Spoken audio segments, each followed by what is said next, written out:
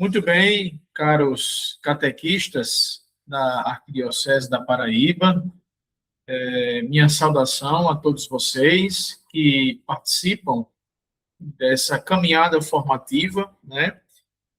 São mais de 300 catequistas de todas as nossas foranias do território arquidiocesano, ou pelo menos de grande parte do nosso território. Uma saudação toda especial a você que nos acompanha. Eu me chamo Ringson Toledo, sou diácono permanente aqui na Arquidiocese da Paraíba, e com muita alegria, por mais um ano, estou aqui com vocês para partilharmos, né, um pouco essa relação de conhecimento, essa relação, essas informações, essa troca de experiência, mais precisamente a respeito, dentro do escopo das partes da divisão do Catecismo da Igreja Católica, a parte a qual nós vamos nos deter com mais incisividade será, portanto, a terceira parte, né, do Catecismo, que é a parte que tem como reflexão mais a perspectiva da moral cristã, né?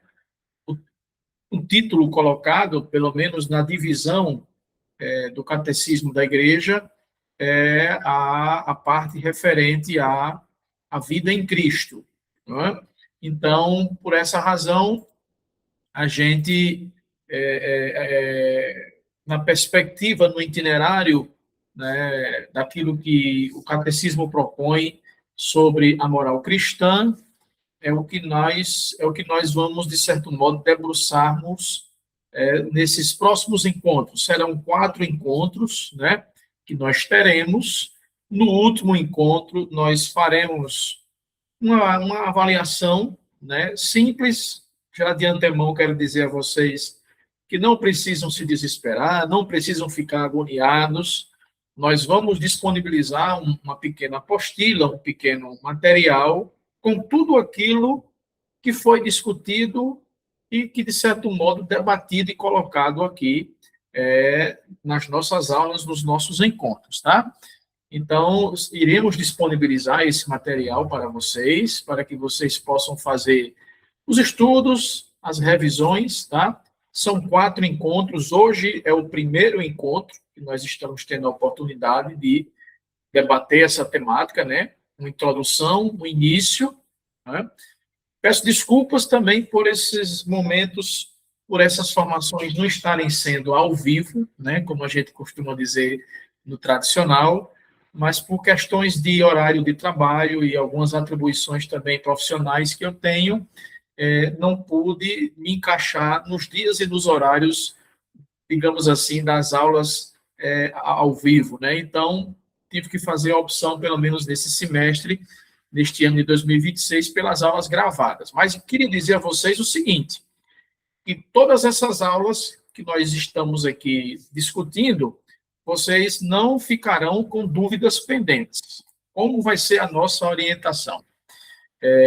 Essa primeira aula de hoje, por exemplo, nós vamos fazer a exposição de uma parte desse conteúdo, né, até uma determinada parte dos nossos slides, e todas as dúvidas que vocês tiverem, prestem bem atenção, as dúvidas que vocês tiverem, por favor, no decorrer da aula, vocês vão colocando aí no chat, né? Vão enviando para que o nosso colega Leandro Lima, que é quem está organizando a questão da técnica aqui, ele possa printar, digamos assim, tirar uma foto, ou destacar todas as perguntas, todas as dúvidas. Ele assim vai fazer, vai encaminhar para mim, e obviamente que nas aulas seguintes a gente vai tentar começar pelas dúvidas que forem surgindo das aulas anteriores. Então, hoje, nós vamos ter esse primeiro encontro. As dúvidas que vocês tiverem, obviamente, pelo fato de nós não estarmos aqui ao vivo e a cores, como diz no ditado popular, vocês vão colocando aí no chat. Diácono, não entendi sobre esse ponto, né?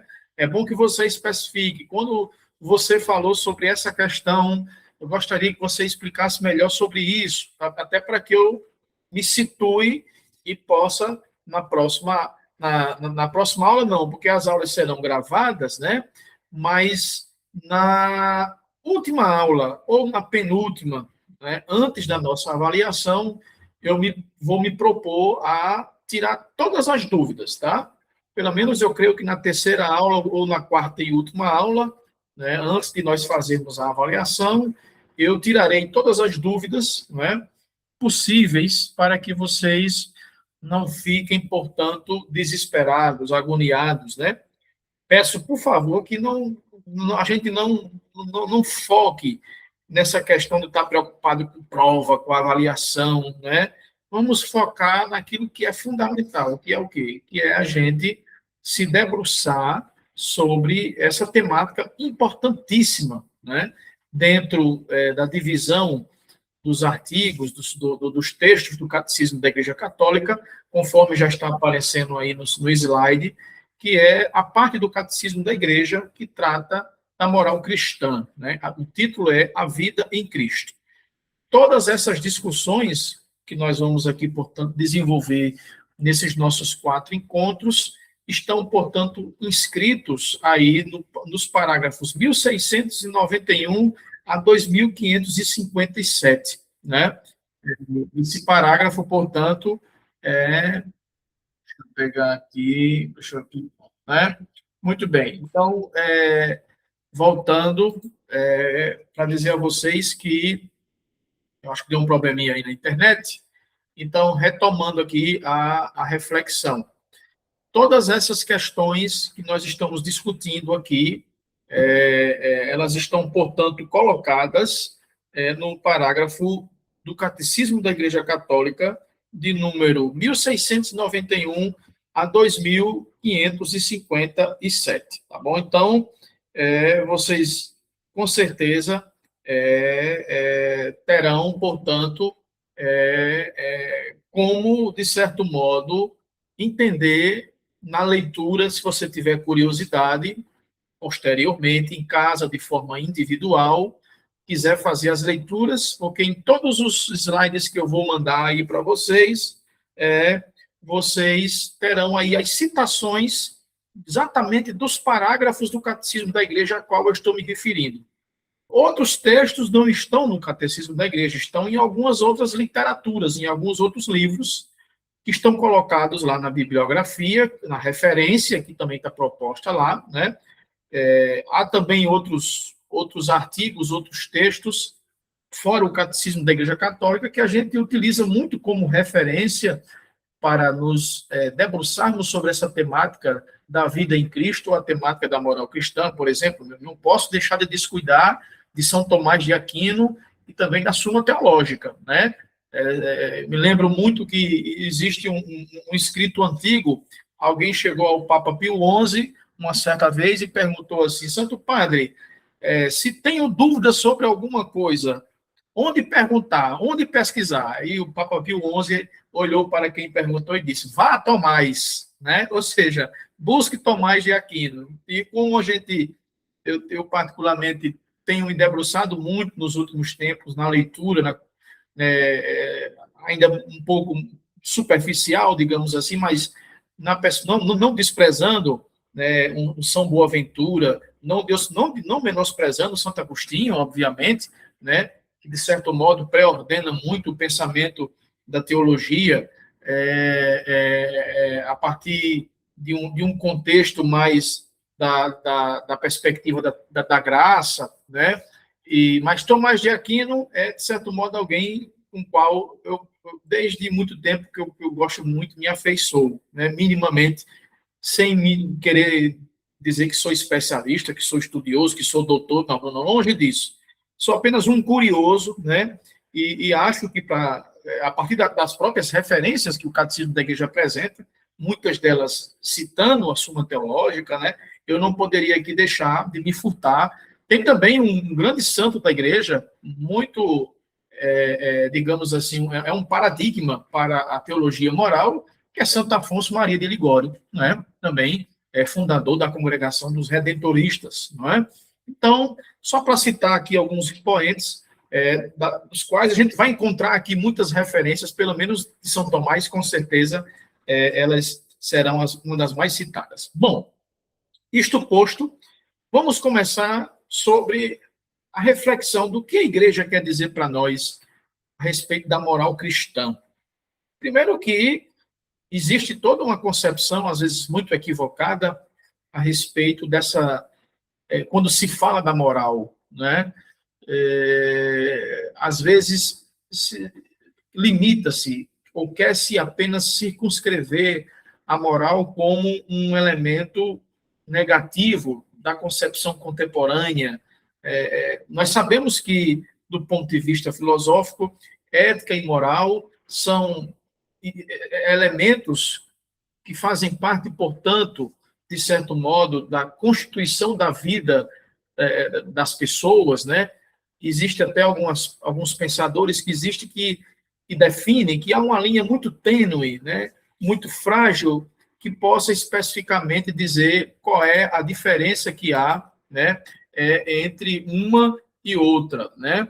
Mas é importante que a gente tenha a compreensão, né, de que, de um modo geral, quando a gente, de certo modo, tenta perscrutar o que significa a moral, né? Em linhas gerais, a moral é o conjunto de regras, né? E aí nós temos vários expoentes na filosofia. Uma das leituras mais recomendadas, pelo menos na perspectiva filosófica, é Immanuel Kant, né? A moral kantiana, né? Mas, de um modo geral, a moral é o conjunto, aquilo que se pode dizer, de regras de conduta de um determinado grupo, né? De uma determinada constituição social, né? E a ética, portanto, torna-se uma espécie de reflexão crítica, né?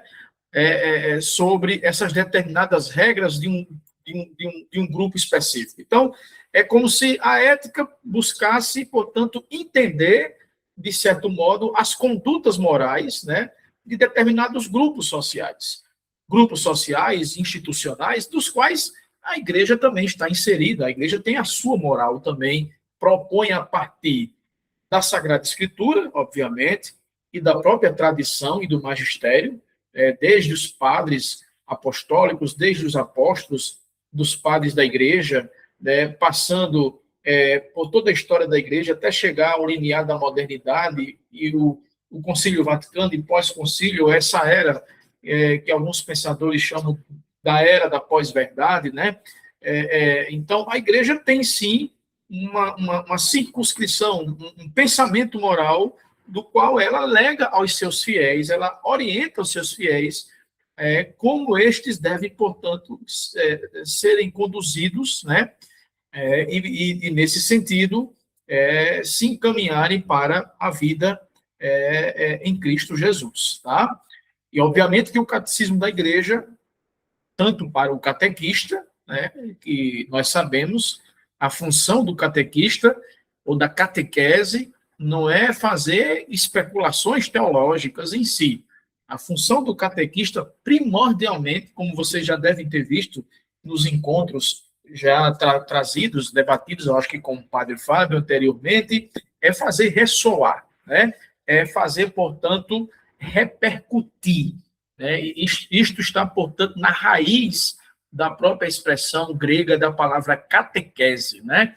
A gente, de uma maneira bem analógica, poderíamos dizer o quê? O que é o catequista, senão aquela caixa de som que repercute, né? Que faz ressoar o som, portanto, daquilo que a igreja crê, e daquilo que a igreja crê, procura viver e procura celebrar. E isso ela transmite aos fiéis. Como é que ela transmite aos fiéis? Por meio da fonte inspiradora primeira, que é a Sagrada Escritura, né? A palavra de Deus contida na Sagrada Escritura, e o magistério oficial da igreja como colunas que, portanto, trazem elementos que visa constituir, portanto, o pensamento doutrinal da igreja na perspectiva daquilo que vocês já viram, do que define, do que divide, por exemplo, o bloco do catecismo da igreja, seja nos mandamentos, seja nos sacramentos, seja na oração cristã, né?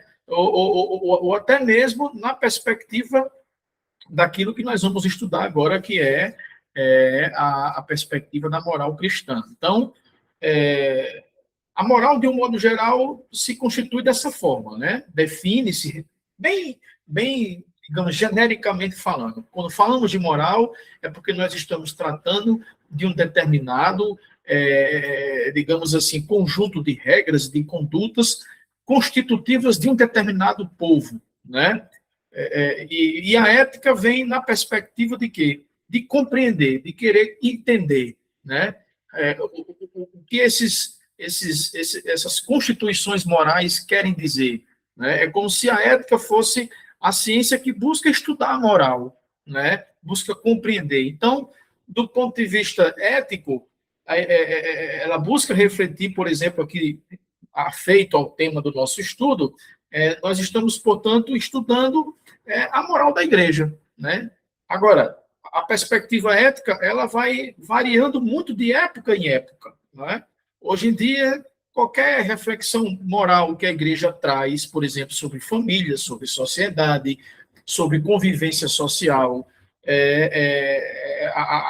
o regramento ético, digamos assim, de cada época, como a de hoje, por exemplo, numa sociedade pós ou ultramoderna, uma sociedade que hoje está mergulhada na inteligência artificial, onde as relações sociais hoje são, portanto, de certo modo, regidas por uma artificialidade, como coloca o Papa Leão na sua recente carta escrita para nós, Magnífica Humanitas, né? Ou seja, onde as relações humanas se tornam cada vez mais, fazendo ele, portanto, até mesmo uma leitura de Zygmunt Bauman, né? Trazendo, portanto, onde as relações sociais se tornam cada vez mais líquidas, né? Como, portanto, utilizar, por exemplo, a questão da inteligência artificial de forma ética, sem ferir aquilo que a conduta moral da igreja genericamente propõe, né? O que é que pensa a igreja sobre a pessoa humana, do ponto de vista moral? De que ela tem uma dignidade intrínseca a ela. Pronto. Independentemente das mudanças de época, circunstanciais que aconteçam nos séculos passados e no século atual, né? Agora, as reflexões éticas sobre essa inviolabilidade da dignidade humana, né? Como é que ela pode ser refletida de acordo com o passar do tempo, né? Aí hoje, por exemplo, o princípio ético que trata a respeito da necessidade de se compreender a dignidade da pessoa humana sob o paradigma, por exemplo, da inteligência artificial. O que é que se deve respeitar? O que é que não se pode ser vilipendiado, desrespeitado, não é? Então, tudo isso, de certo modo, está inscrito, né, colocado de forma genérica, obviamente, nesses artigos todos que estão colocados aí, 1691 a 2557. É lógico que você não vai encontrar no Catecismo da Igreja uma reflexão sobre a inteligência artificial, né? Esse catecismo foi redigido no início dos anos 90, né? A conclusão, né? Porque começou lá no finalzinho dos anos 80, uma comissão de teólogos presidida à época pelo cardeal Ratzinger, a pedido de bispos do mundo inteiro, que chegaram ao Papa João Paulo II, e disseram, olha, é preciso compilar aí, num livro, aquilo que a gente crê, a gente vive e a gente celebra, lex orando, lex credendo, lex vivendo, né? A gente vai ver isso daqui a pouco. Então, o Papa João Paulo II, presidido pelo cardeal Ratzinger, na época, constituiu essa comissão, e aí, em 92, foi oferecido para toda a igreja esse livro, esse compêndio fundamental para compreendermos a nossa fé. Tá bom, minha gente? Feita essa pequena introdução, eu pediria ao nosso colega que pudesse passar aí já os slides. Aí está um pouco as nossas referências.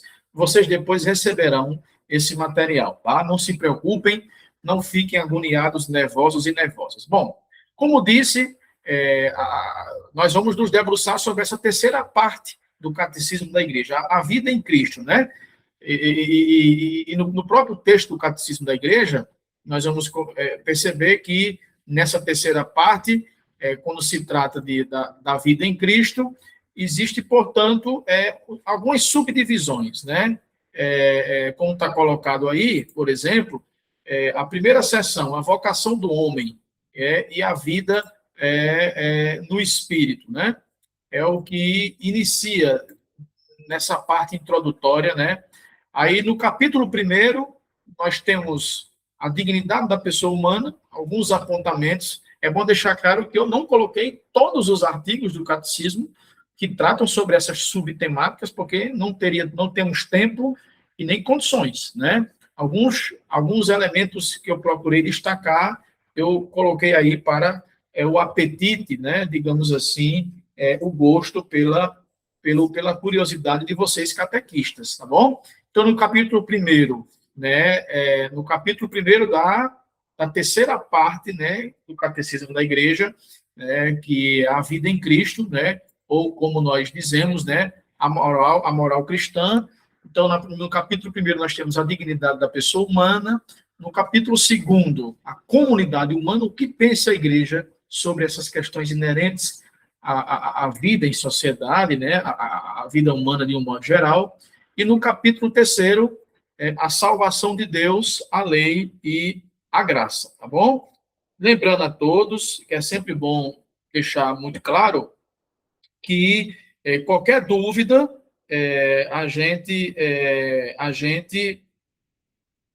vocês podem ir colocando no chat aí, tá? Vocês vão digitando no chat e aí depois o nosso Leandro vai printar essas dúvidas, mandar para mim, e lá no último encontro, no penúltimo ou no último encontro, a gente, portanto, vai ter a oportunidade, sim, né, de fazer o tira-dúvidas, tá certo? Bom,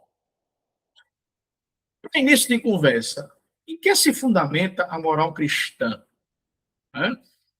Repito, sempre que escutamos essa expressão, a moral cristã, né, ou a moral de um modo geral, na perspectiva do cristianismo, né, sempre se vê, portanto, uma sucessividade de especulações ou de reflexões não tão interessantes, né?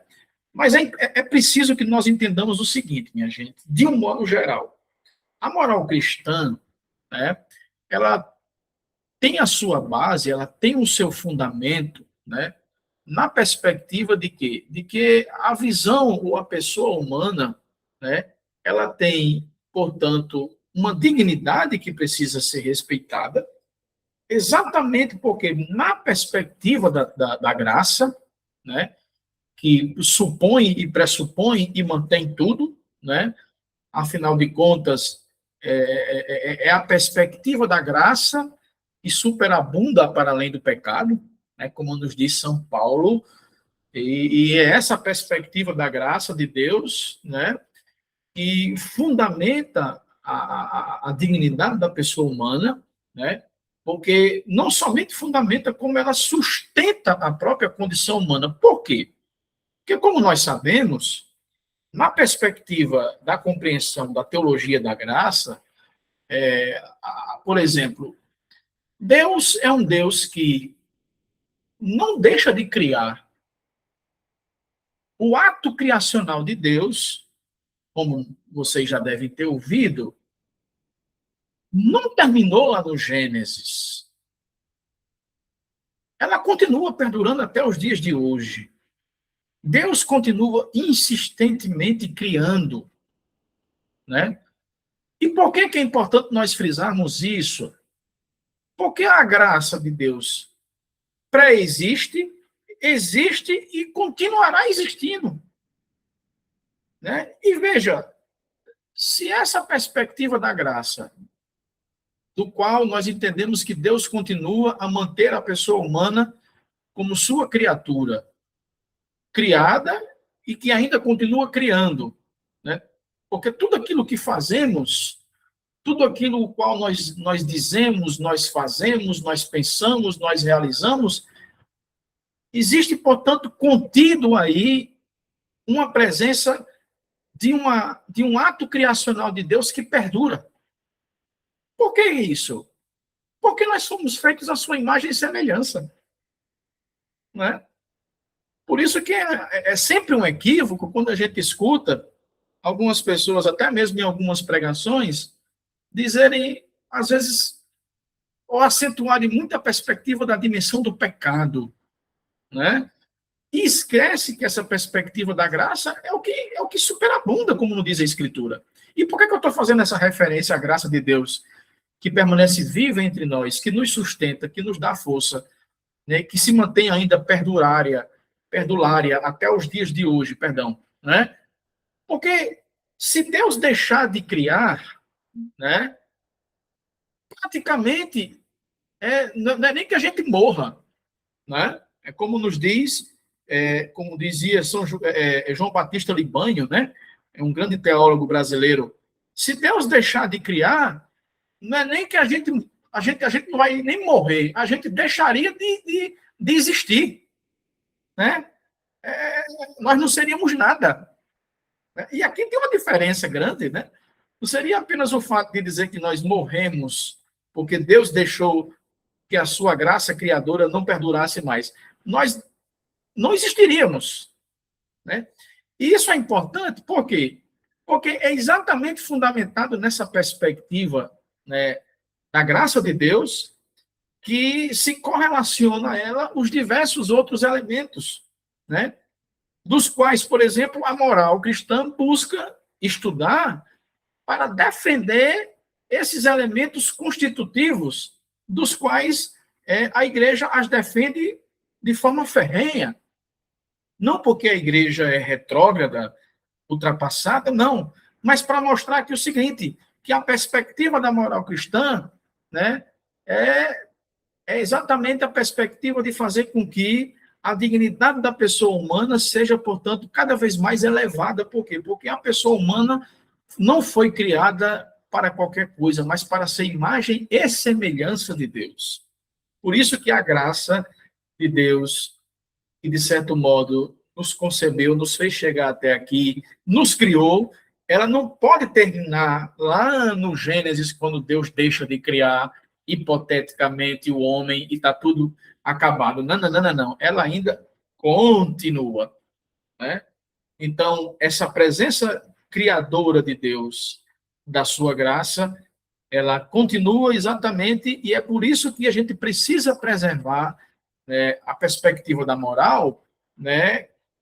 Aí onde a perspectiva da moral cristã se aprofunda e estuda, por quê? Porque existe uma condição humana digna, que não pode ser vilipendiada, descuidada, né? O ser humano, como nós sabemos, e aí São Tomás de Aquino, que vai trabalhar muito isso, né? Dotado de racionalidade, mas também, né, de liberdade, chamado, é convidado a estabelecer uma relação de comunhão com aquele que o cria, né? Por isso que eu insisti agora há pouco, por isso que essa perspectiva da criação, ela ainda continua. Alguém pode estar perguntando, mas Diácono, você está inventando, está ficando louco? Não, não sou eu que estou ficando louco, é o catecismo da igreja que diz, vocês vão ver daqui para frente, né? É exatamente isso, por quê? Porque é exatamente essa existência de Deus que faz com que o ser humano coexista com ele, dependa dele, e ele, portanto, faz com que essa existência dele permita com que nós também estejamos existindo, né? E todos os dias, nessa existência cotidiana, Deus vai colocando, agindo, introjetando o dom da sua graça, e, portanto, logo, esse ato criacional de Deus se perdura, né? Então, a teologia moral se fundamenta em quê? Na perspectiva de trabalhar para que a dignidade da pessoa humana, criada à imagem e semelhança de Deus, constitua, por meio da razão e da liberdade, que são categorias bem específicas, continue bem elevada, né?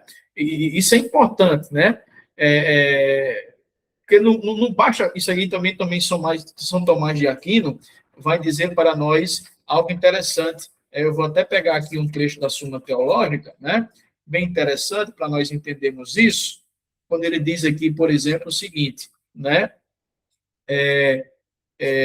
O livro do Eclesiástico, né, isso aí é São Tomás de Aquino referindo-se ao estudo da ciência, né, enquanto da teologia como ciência. Ele diz o seguinte, né? O livro do Eclesiástico afirma que o homem não deve elevar-se acima dos limites da razão, né? E aí ele vai dizer o seguinte, que para a salvação do homem, era necessário que Deus continuasse, portanto, ainda mantendo fundamentalmente a sua graça. Né? Que coisa bonita, né?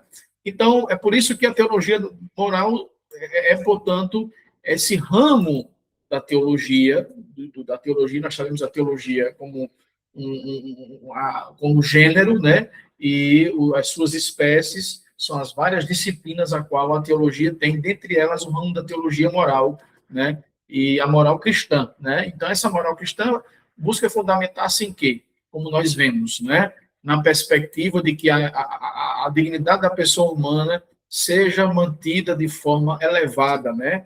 Essa constituição da dignidade humana, portanto, não perca a sua razão de existir. E quem é que sustenta essa realidade? Portanto, é a graça de Deus, não é? Mas vamos continuar aqui nos nossos slides, né? Em que se fundamenta essa moral cristã? Pode passar. Essa moral cristã se fundamenta, né? Abre aspas, no seguimento de Cristo, né, que permite uma conciliação maior entre a moral e a espiritualidade, né? Que torna o discurso, né, da moral, digamos assim, mais denso e fecundo. Trata-se de um ensinamento rico, né, que vale a pena ser retomado para a compreensão desta resposta do discípulo numa chave ético-espiritual, né? Então, em que se fundamenta? Por que é preciso estudar e compreender a teologia moral na perspectiva da fé cristã? Porque é ela que nos dá elementos para compreendermos o nosso seguimento a Jesus, né? A nossa conciliação permanente com o semelhante, né? Com aquele outro que é também criado, imagem e semelhança de Deus. Por quê? Porque tudo isso é, portanto, consequência da graça de Deus que continua ainda perdurando, né, na nossa história, porque Deus nunca deixou de criar. Né? Pode passar. Portanto, a nossa fé deve estar, portanto, interligada, né? Deve estar de acordo com o modo com que se celebra e vice-versa. Né? Existe uma frase antiga, né? Um axioma, como está colocado aí, lex orandi, lex credendi, lex vivendi. Né? Significa dizer o seguinte: estudar a teologia, compreender a moral cristã, é nada mais, nada menos do que fazer com que? Fazer um esforço para que nós, a partir da nossa pertença como corpo místico de Cristo, como inseridos nesse corpo místico de Cristo, para que nós, portanto, façamos a seguinte coisa, né? Que nós nos esforcemos por rezarmos, né? Mas aquilo que eu rezo deve estar intimamente ligado com aquilo que eu creio, né? Ou seja, a minha maneira de rezar, né? Ou a forma, não é a forma bem do ponto de vista de uma exterioridade, né? Mas aquilo que eu rezo deve ser, portanto, a expressão fundamental daquilo que eu creio, né?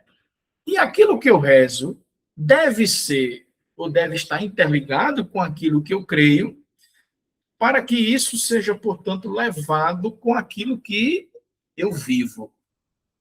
Em palavras bem grosseiras, aquilo que eu rezo deve ser aquilo que eu creio, porque o que eu rezo e o que eu creio precisa levar-me a viver lá fora e a transformar o mundo a partir dessas duas realidades. Né? É preciso termos essa compreensão, minha gente, porque se não tivermos a compreensão de que aquilo que eu rezo seja fundamentalmente aquilo que eu creio e aquilo que eu viva, todo o estudo, toda a reflexão sobre a teologia moral se torna uma reflexão estéril. Né? Como entender, por exemplo, essa necessidade de se aprofundar as virtudes, né? A moral cristã, a ética das virtudes, né? E a formação de uma consciência moral no cristianismo para os cristãos, sem fazer com que esteja intimamente interligado a minha vida de oração, naquilo que de fato ela deve se apresentar, aquilo que de fato eu creio, para que tudo isso seja, portanto, levado para o mundo, para aquilo que eu viva. Né? Por isso que está colocado aí. Significa que o que a igreja reza é o que a igreja crê. Quando a gente fala igreja, não é as 4 paredes, não. Não é as paredes de concreto, com o sino, com a torre, com a cruz, não. É o corpo místico, que somos nós, né, dos quais nós somos constituídos, né? A Gaudium et Spes, a Lumen Gentium, no Concílio Vaticano II, vai, de certo modo, referendar bem essa realidade, né? Significa que o que a igreja reza é o que a igreja crê. E quanto mais celebra e reza, mais se fortifica na sua fé, né?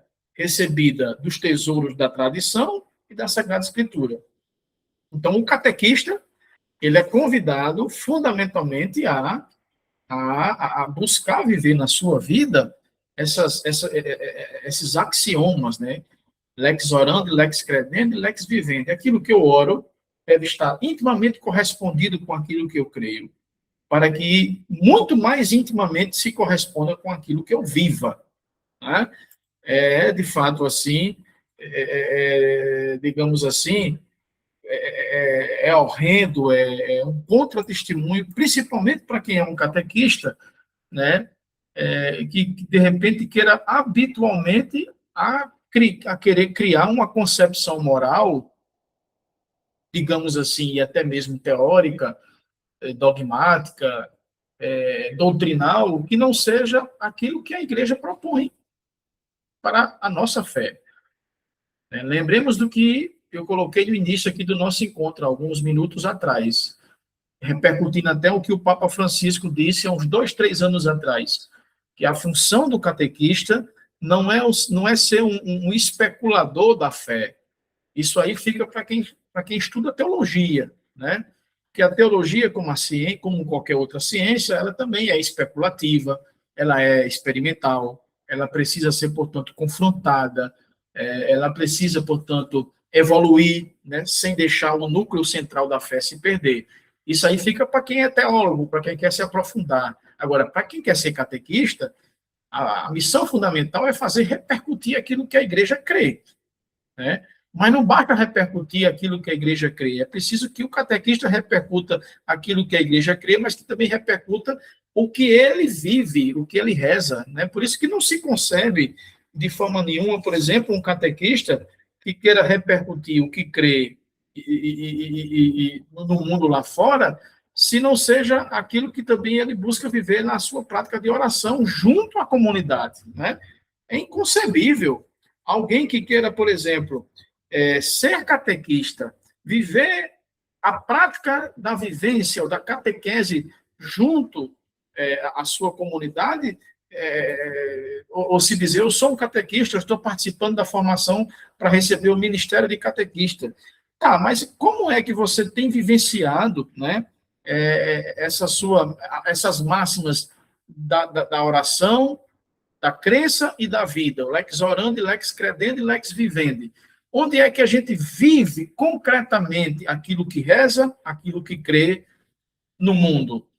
É na sociedade, obviamente, no ambiente de trabalho, na escola, na rua, mas é fundamentalmente na comunidade cristã. E mais aqui, especificamente, falando na sua comunidade paroquial. Então, é inconcebível alguém que quer fazer um processo de catequese, né, para compreender e receber um ministério como esse e vive em rota de colisão dentro da sua própria comunidade paroquial, por exemplo. Porque isso é o quê? Isso é causar fissuras. Aonde? No tecido, no corpo místico de Cristo. Temos muito cuidado, né? É inadmissível viver querer exercer uma vida de catequista, onde você não frequenta a sua comunidade paroquial, né? Como você é catequista numa comunidade, você não frequenta, não faz parte da vida paroquial da sua comunidade. Você vive em oposição com as pessoas, em oposição com o pároco, em oposição com os ministros ordenados, em oposição até mesmo com o magistério da igreja, em oposição com o Papa. Tenhamos muito cuidado, porque hoje em dia temos muito cuidado para não diluirmos essa perspectiva da graça de Deus colocada no coração do homem, né? Como diz o Catecismo da Igreja, né? O desejo de Deus inscrito no coração do homem, para que a gente não perca isso, principalmente com essas realidades hoje que buscam diluir bastante, né? E o catequista não pode ser tentado a ser um sinal de fissura, de divisão dentro da sua comunidade paroquial, né? Porque é um contra-testemunho, né? Como é que você, por exemplo, se propõe a ser catequista, a viver a perspectiva do lex orandi, né? Se você não reza com a sua comunidade, não participa da celebração dominical na sua comunidade, aí você vai dizer, não, mas eu participo em outra paróquia, tá, mas onde é que você desenvolve a sua catequese? Ah, na paróquia X, então é lá que você tem que se fazer presente. Eventualmente, você pode participar de uma celebração numa comunidade ou outra, claro, sem dúvida, a gente não precisa aqui encaixotar as coisas, mas é preciso que as raízes, a permanência concreta da sua presença na comunidade paroquial se torne visível e cotidiana, por quê? Porque o catequista também é chamado, muito mais do que propagar uma doutrina, é fazer com que o catequizando se torne um apaixonado por Jesus. E se tornando um apaixonado por Jesus, o que é que ele vai fazer? Ele vai primeiro atrair o discípulo para se tornar apaixonado, conhecedor do Cristo, para depois lhe transmitir a doutrina. O processo de catequese, desde o início, sempre foi assim, né?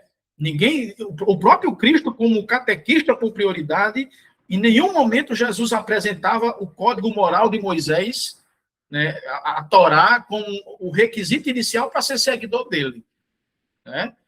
É importante que nós também tenhamos essa compreensão, né? Então, e isso tem como característica exatamente a necessidade de que a presença junto à comunidade paroquial seja uma presença também de testemunho, porque você é espelho, você é testemunho para os catequizandos que ali estão, né? E coisa bonita é nós vermos e ouvirmos, né, em tantas paróquias onde a gente vai, a pessoa olhar para você, fulano foi meu catequista, Beltrano foi meu catequista, né?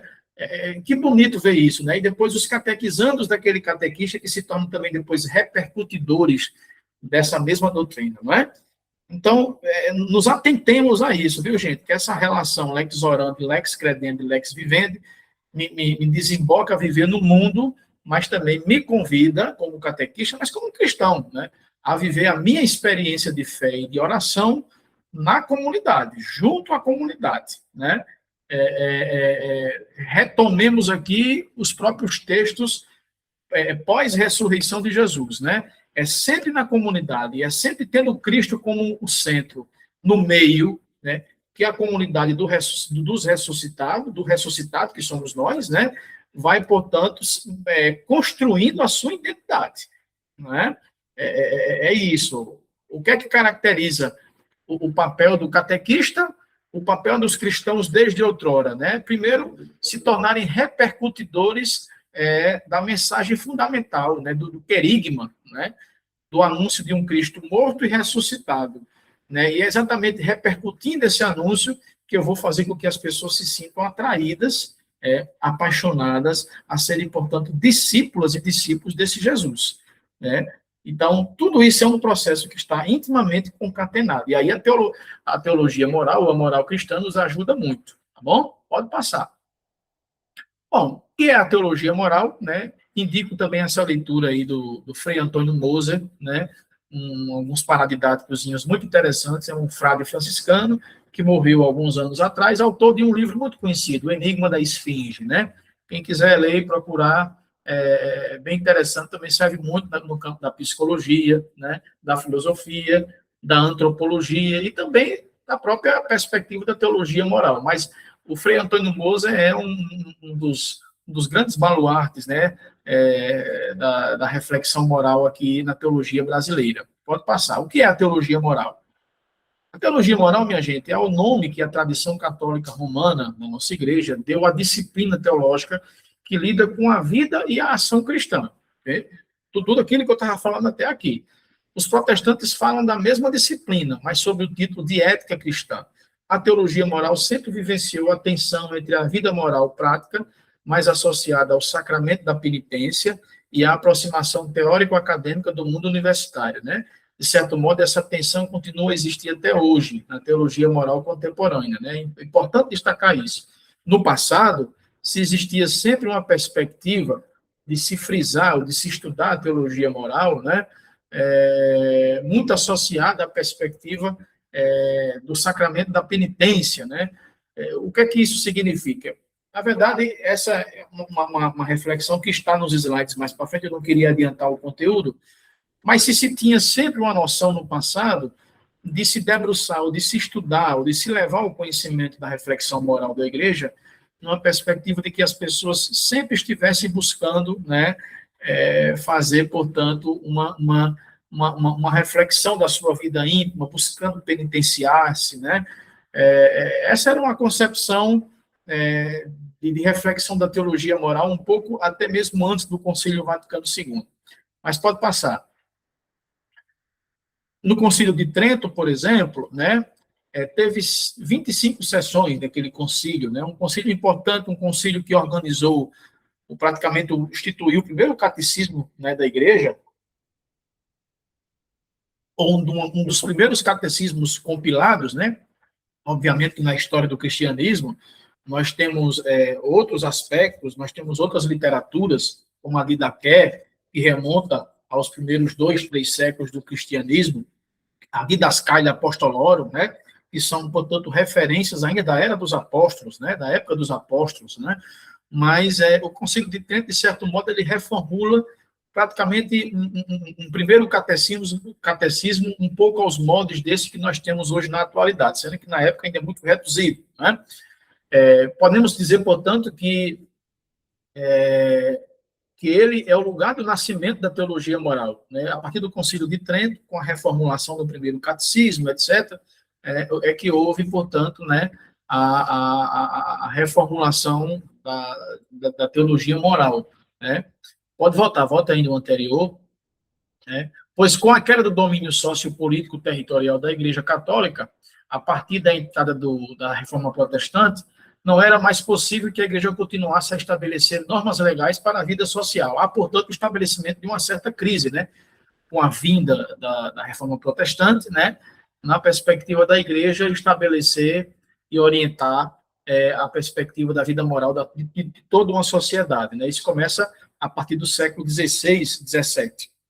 Mas, afinal de contas, o que é a moral cristã? Continua. Né? Pode passar. Nesse sentido, a moral cristã pode ser entendida assim. A Igreja Católica, né, de certo modo, não conseguiu, abre aspas e fecha aspas, consertar a quebra da cristandade, né, no início da era moderna. Mas a Igreja procurou reestruturar-se, mudando o seu setor de influência, né, da vida objetiva dos indivíduos, como no caso das Inquisições, como acontecia, né, que não foi somente um privilégio do cristianismo católico, mas outras ramificações cristãs também assim fizeram, né? Para a questão mais da vida subjetiva, por meio do estabelecimento de um novo fórum, um fórum interno, né? Sendo agora um objeto de estudo a partir do Concílio de Trento para frente, né?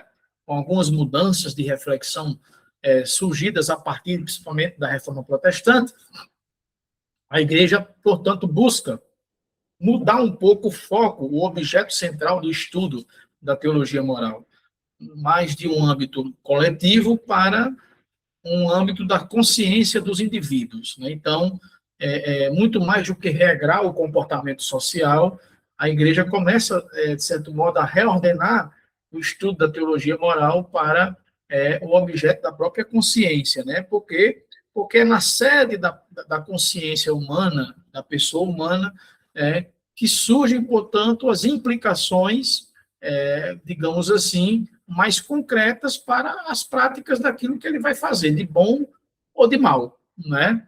E é importante que, a partir do Concílio de Trento, a teologia moral é como se estivesse mudando um pouco a rota da sua linha de reflexão, mais de uma perspectiva genérica para uma perspectiva mais íntima, mais subjetiva, né?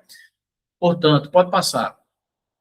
Conforme São Tomás de Aquino, né, a consciência, portanto, se torna um local de objeto mais privilegiado do estudo da teologia moral, né, porque ela é regida, de acordo com São Tomás, de certo modo, pelas diretrizes da razão, né, em detrimento da vontade. Né? Então, a consciência é importante, porque é ela que estabelece, por exemplo, racionalmente ou minimamente falando, do ponto de vista racional, a compreensão que o ser humano vai tendo daquilo que ele faz de bom e de mal. Não é? É exatamente como a gente diz no momento da reflexão penitencial, da celebração, né?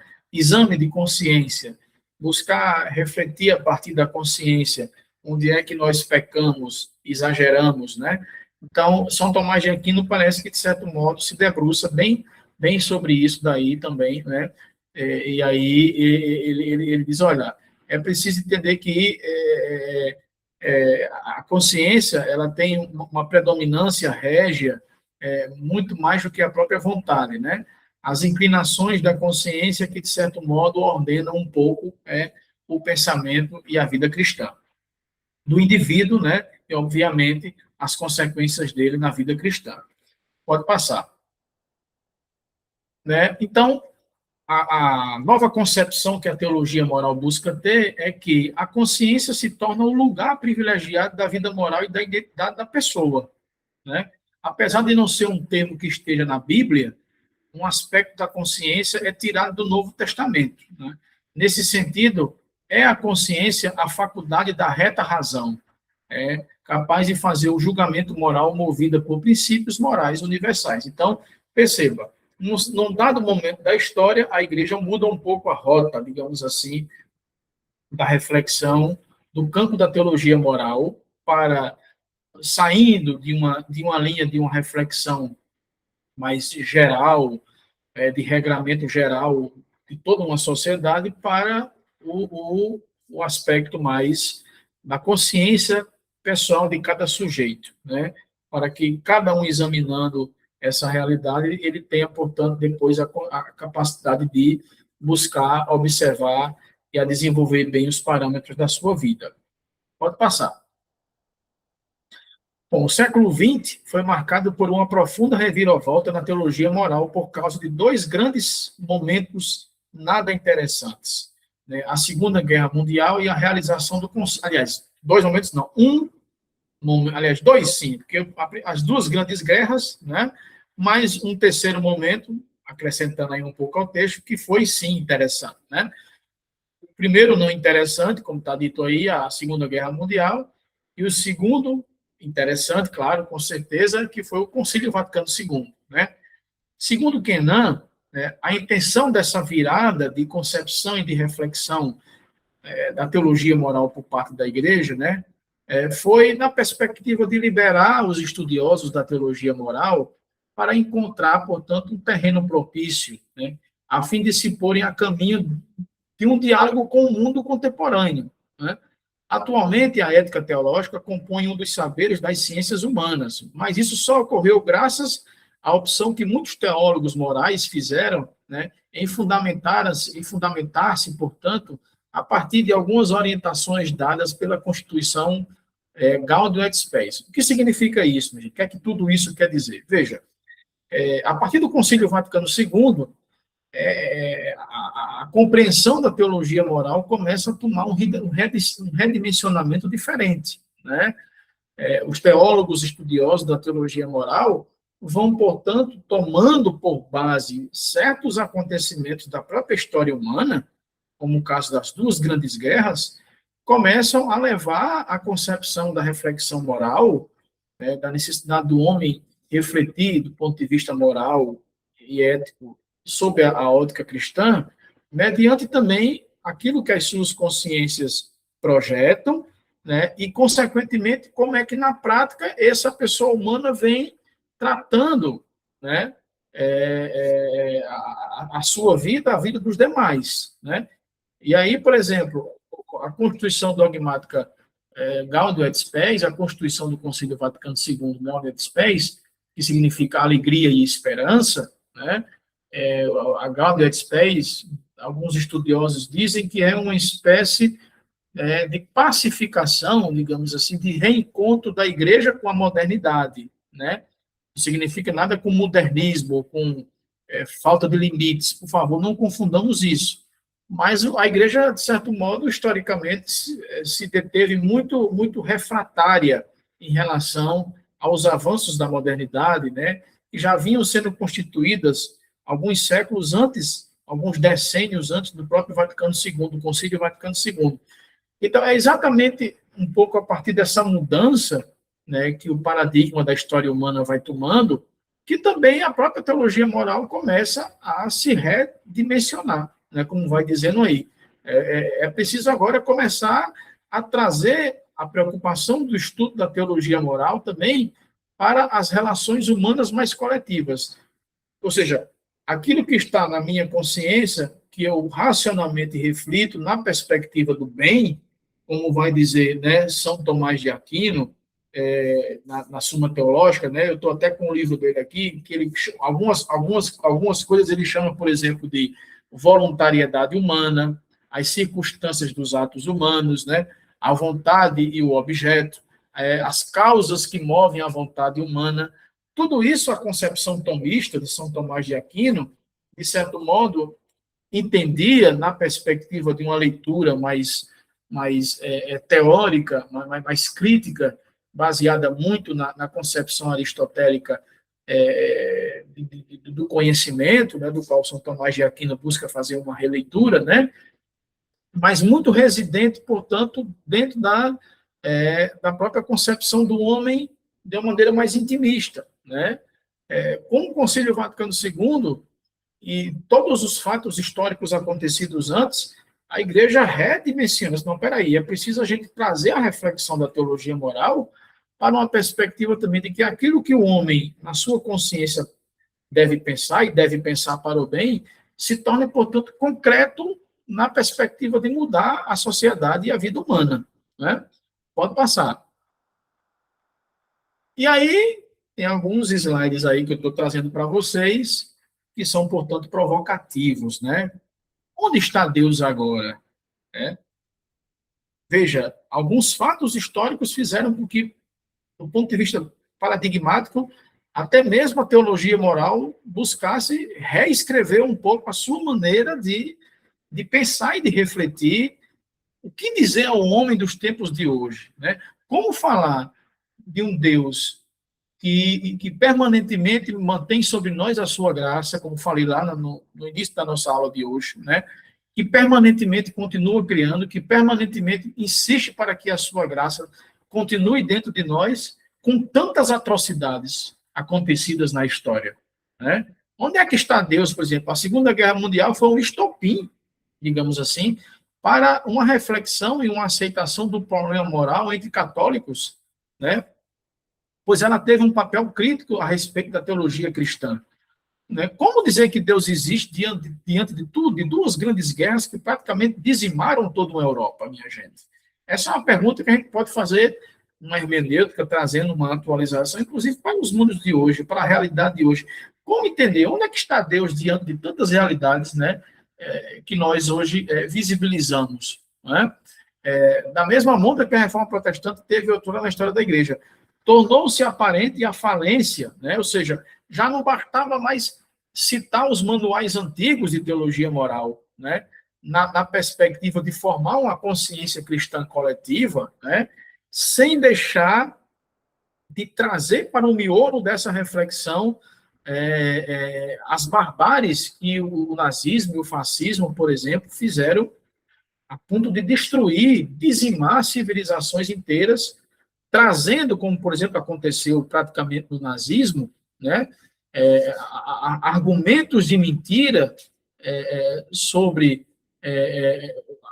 a família, né, os agrupamentos judaicos, elementos de mentira disseminados contra aqueles povos, né, tornando-a, portanto, como que uma verdade para se justificar, inclusive, a instalação dos campos de concentração. Nós sabemos isso pela história, né? Então, como explicar daqui para frente? Como é que a gente vai manter uma reflexão de uma teologia moral? Vai se manter ainda muito apegada ao espectro do que se pensava no passado, na época de uma reflexão ainda muito medieval? Não é preciso começar a repensar isso numa outra perspectiva, né? Pode passar. Essa pergunta, inclusive, é muito atual. E onde é que está Deus agora? Né? Onde é que está Deus diante de toda essa realidade? Né? E aí, como é que a teologia moral busca responder isso? Né? Porém, não foi isso que aconteceu durante a Segunda Guerra. Né? e, como consequência, os manuais que haviam perdurado por pelo menos 4 séculos, né, os manuais de teologia moral que vinham lá do Concílio de Trento, foram, de certo modo, colocados um pouco de lado. Né?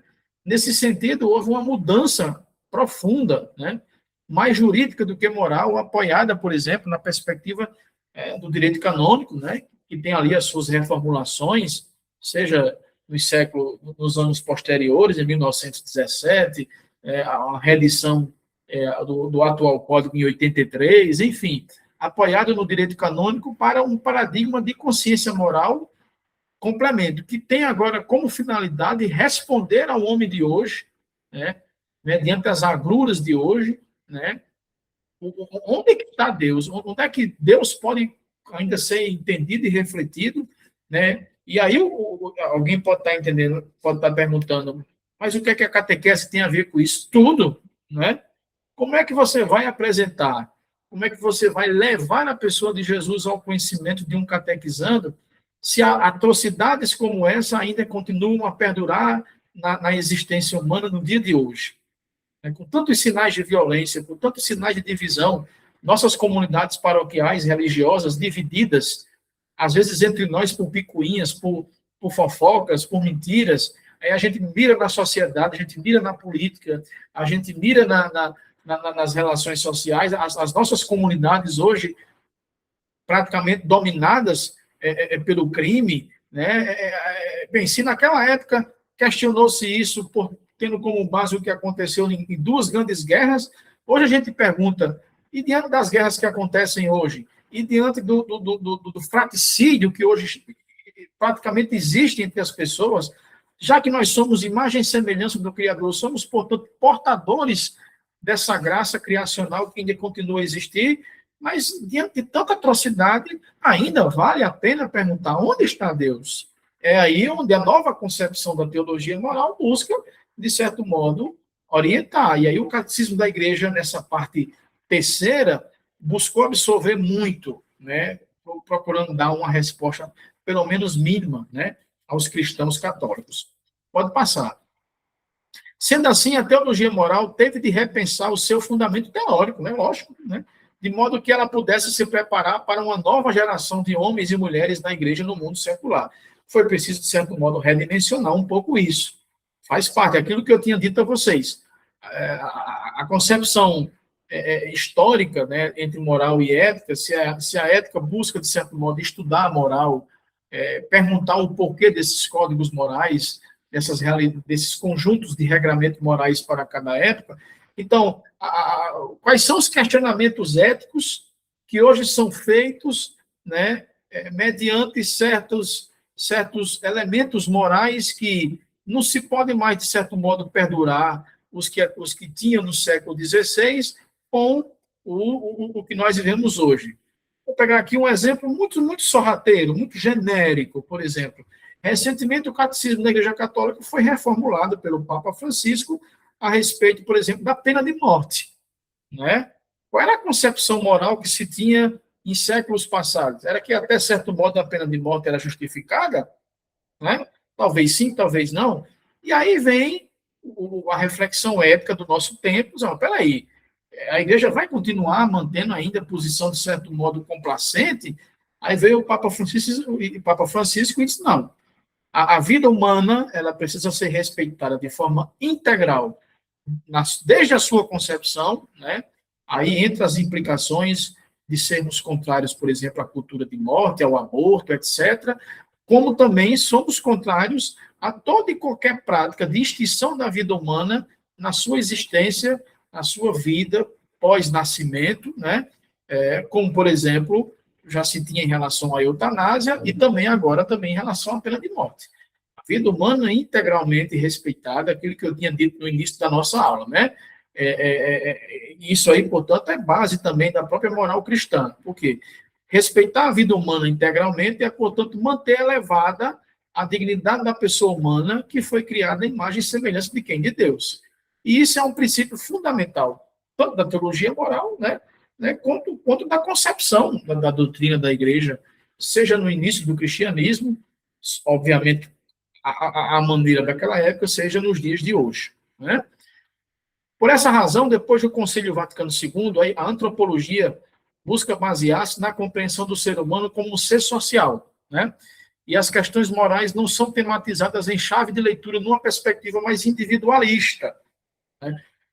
Muda-se o foco agora numa perspectiva mais coletiva.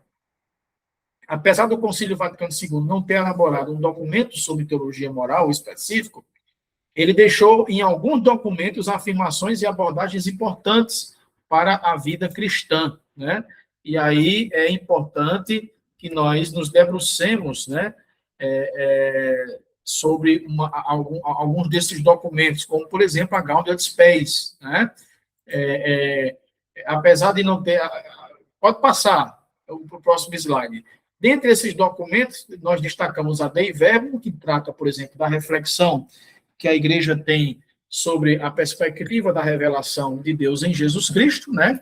Nós sabemos que, na perspectiva da teologia fundamental, nós estudamos isso, né? Quem é que nos revela o Pai? Quem é que nos mostra quem Deus é? É o seu Filho Jesus, né? Então, a revelação divina está, portanto, aí muito bem refletida nessa Constituição Dei Verbum. O decreto Optatum Totius, né? Alguns deles falam sobre a formação presbiteral, a declaração sobre a dignidade humana, a Lumen Gentium, né? E a Constituição Pastoral Gaudium et Spes. A Lumen Gentium que trata, por exemplo, da Igreja, né? O modelo, né, de concepção eclesial, né, da Igreja, né, povo de Deus, né, como sabemos, né? Mas, por exemplo, a Lumen Gentium, logo no início do seu texto, coloca algo interessante, que diz o seguinte: a luz dos povos é Cristo. Por isto, este concílio, reunido no Espírito Santo, deseja ardentemente iluminar com a sua luz, que resplandece no rosto da igreja, todos os homens, né? A missão e a obra do Filho de Deus, né? Trazer a igreja como algo constitutivamente já querido pelo Pai desde a criação, né? Então, aí vem, por exemplo, a Lumen Gentium, quando fala sobre a igreja como aquela que já está, de certo modo, prefigurada na Trindade, prefigurada no povo de Israel, etc. De onde é que essa igreja é chamada a iluminar o quê? Aí é quando a Lumen Gentium traz um paradigma interessante. A igreja não é mais a sociedade perfeita, mas ela é o quê?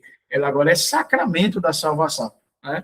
E é aí que, na Gaudium et Spes, a gente vai ter, por exemplo, uma outra introdução que diz o seguinte: as alegrias e as esperanças, as tristezas, no parágrafo 1º, e as tristezas e as angústias do homem de hoje, sobretudo dos pobres e todos aqueles que sofrem, são também as alegrias e as esperanças, as tristezas e as angústias dos discípulos de Cristo, e por consequência também da igreja, né? Então, perceba, esse redimensionamento de uma reflexão, de uma teologia moral mais intimista, mais individualista, de certo modo, transmuda agora para a concepção da consciência, obviamente, do sujeito, da pessoa, mas também que essa consciência iluminada pela razão e pela luz de Deus, obviamente, essa luz recebida, por exemplo, no batismo, não é? Pela infusão do Espírito Santo, mantendo, portanto, a graça de Deus viva em nós, portanto, um convite a fazer o quê? A iluminar o mundo, né? Fazer com que o mundo também se sinta, portanto, iluminado, né? Se sinta, portanto, também, de certo modo, mudado na perspectiva, né? Por isso que eu coloquei aí. Peço a vocês, catequistas, que leiam a Dei Verbum, leiam a Lumen Gentium, leiam a Gaudium et Spes, tá bom? Leituras fundamentais. Eu vou mandar, inclusive, depois para o nosso querido Leandro, esses documentos, para ele já ir partilhando com vocês. Mas aqui são leituras para ajudar, viu, gente? Isso aqui não vai cair em prova, não. Pelo amor de Deus, não morram e não fiquem tristes nem nervosos por causa disso, né? Bom, para a gente ir finalizando, a questão moral diz respeito, em última instância, a Deus, né? E, por conseguinte, trata-se de uma questão também religiosa. A encíclica O Esplendor da Verdade, do nosso saudoso João Paulo II, faz perceber também que viver moralmente bem significa viver em Cristo e por Cristo. Claro, né?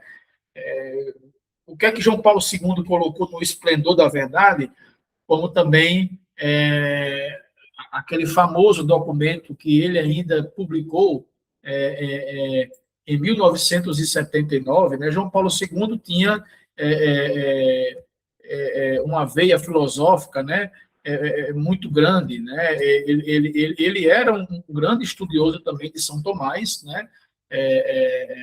De Santo Agostinho, mas também de São Tomás de Aquino, né? E João Paulo II escreveu uma carta sobre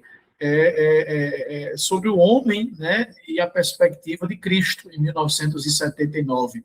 Né?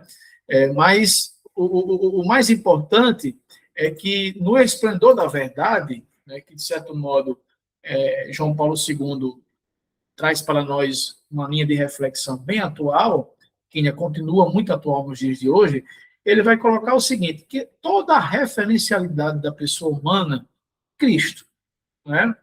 E ele é que é, portanto, a fonte primeira e iluminadora de toda e qualquer prática da moral cristã.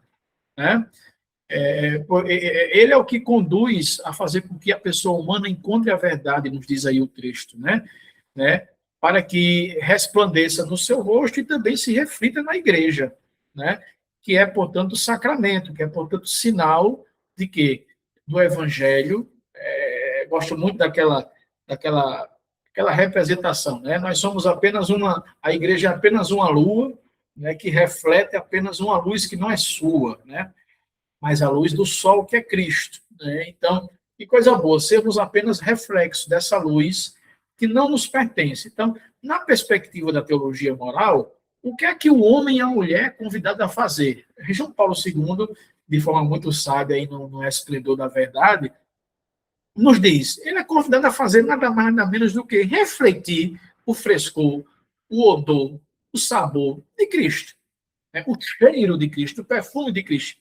Como é que a gente recebe isso, minha gente, do ponto de vista sacramental? Eu dou um doce para quem puder me adivinhar e dizer, no batismo, né, minha gente? E a gente não confirma isso na crisma, com aquele óleo perfumado do crisma, né? O que é aquele óleo perfumado do crisma ungido aqui na nossa testa no dia do batismo e depois o bispo lá na frente vai, quando a gente tiver maior, e confirma? É fazer com que a gente repercuta esse frescor, esse sabor do Cristo, né?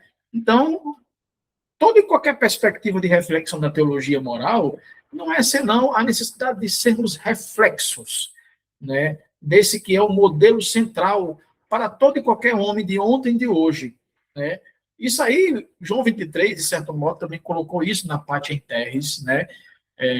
Quando ali na Guerra dos Mísseis, né? Um mundo que ainda estava ali fervendo um pouco aquela briga entre União Soviética e Estados Unidos, né? Aquela Guerra Fria. Também Paulo VI, em 67, na Popular o Progresso, né? Tantos e tantos outros. João Paulo II, em 79, quando escreveu sobre a redenção do homem, né? Traz, de certo modo, toda essa tessitura reflexiva. Né? Não se pode perder de vista. Cristo, portanto, é o modelo perfeito do homem. Exatamente por quê? Aí João Paulo II vai dizer isso. Né? Por quê? Porque ele, como divino, se humaniza, né? Para fazer com que o homem também seja divinizado. Né? Ele faz esse movimento de descida para que o homem, portanto, faça o movimento de subida. Né? É isso. Né? Pode passar. Muito bem. Deu para compreender, minha gente? Mais ou menos. Né? Foi apenas uma introdução que eu quis estabelecer sobre a perspectiva da teologia moral, tá certo? Então, as dúvidas que vocês tiverem sobre essa primeira parte, vocês vão colocando aí no chat, tá bom? Ou então, se não der para colocar no chat hoje, vocês mandam aí para o Leandro, no grupo do WhatsApp. Ô, Leandro, pergunta lá ao diácono Rinkson, naquela aula que ele deu, eu não entendi sobre isso. É muito importante, gente, que no momento que eu for falando, aquilo que vocês tiverem dúvida, vocês anotem, né? Vão anotando, né? E aí, se você não puder mandar no chat aqui no momento da aula, você manda depois, pode mandar depois para o Leandro, né? manda um texto se escrevendo. Não manda em áudio, não, que é para não espezinhar tanto o nosso Leandro. Manda um textozinho, né? Aí depois ele compila todas essas dúvidas. Lá na terceira aula, ou na última aula antes da nossa avaliação, eu vou tirar todas as dúvidas. Tá bom? Bom, então, esse é o nosso primeiro encontro, tá? Eu vou encerrando por aqui. Nós nos encontramos na próxima semana, no nosso segundo encontro, tá bom? Onde a gente vai começar propriamente a se debruçar sobre essa terceira parte, né? Com alguns parágrafos do Catecismo da Igreja sobre esses temas, tá certo? Minha gente, foi uma alegria, uma satisfação muito grande. Pena que não estamos interagindo ao vivo, né? Mas espero que nós nos conheçamos pessoalmente quando for no dia, né, que vocês forem receber o Ministério de Catequista. Eu acho que é em novembro, né, Leandro? Se não me engano, o dia do recebimento desse ministério, né? Acho que é de Todos os Santos, o Padre Fábio me falou, né? Eu tenho certeza, se eu estiver vivo até lá, que vou encontrar todos vocês e aí a gente pode dar um abraço, né? Uma satisfação muito grande, tá bom, meus irmãos e irmãs? Mande um abraço para os padres de vocês, né? Continuem firmes e fiéis, presentes e insistentes na vida da catequese das paróquias de vocês. Eu gosto muito de uma expressão, a catequese é o filé mignon, digamos assim, da vida pastoral de uma paróquia, né? Um grupo de catequistas, uma catequese bem feita, com jovens, com adultos, com crianças. Olha, gente, deixa um tesouro para a vida paroquial para século a século, né? E a gente morre e ficam aí, de certo modo. Eu sou um produto, né, de catequeses muito bem feitas na minha vida, né? De catequistas dos quais eu tenho muito carinho, né, e muito respeito, tá bom? Então, um abraço a todos e Deus nos abençoe e nos guarde, em nome do Pai, do Filho e do Espírito Santo. Amém. Desculpe que eu comecei o encontro e nem rezei, não foi, gente? Vigi Maria, meu Deus do céu. Meu Jesus, me perdoe, viu? Eu comecei o encontro e nem rezei, já fui logo me empolgando, mas no próximo a gente começa com uma oração assim, tá bom? Um abraço a todos e até o nosso segundo encontro, se Deus quiser.